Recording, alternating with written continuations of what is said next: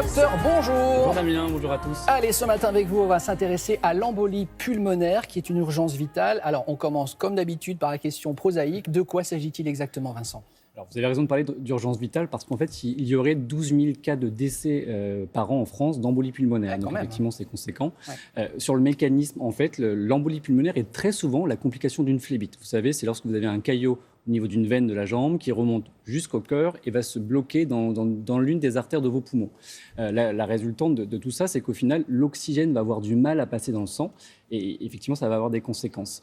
La gravité, elle va dépendre effectivement du territoire et de la quantité. Enfin, si c'est un gros territoire qui est touché au niveau de votre poumon, donc en effet, il y aurait moins d'oxygène qui passe dans le sang. Ça peut avoir également des répercussions sur votre cœur et ça dépend aussi du terrain du patient. Si vous avez déjà une fragilité respiratoire ou cardiaque, là aussi, c'est plus grave.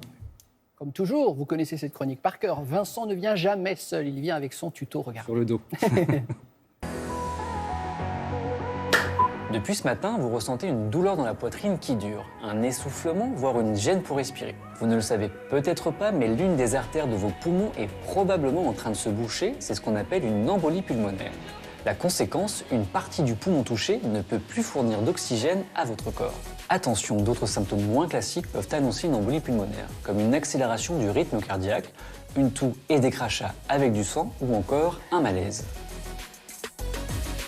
Sachez-le, l'embolie pulmonaire peut avoir plusieurs causes. Une infection grave, un cancer, mais elle est très souvent la complication d'une phlébite, d'un caillot de sang présent dans une veine de votre jambe qui remonte jusqu'au cœur, puis au poumon. Voici donc quelques conseils. Pendant les longs trajets, marchez. Pour éviter que le sang ne stagne dans les jambes, faites fonctionner vos mollets.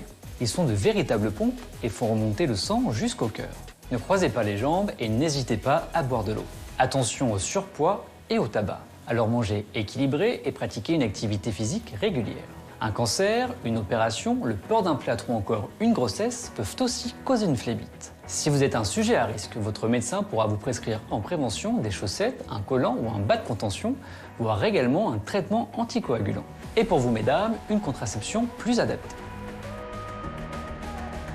L'embolie pulmonaire est une urgence vitale, alors on n'attend pas, on appelle le 15. À l'hôpital, le médecin confirmera le diagnostic et débutera un traitement anticoagulant, notamment pour limiter l'extension du caillot.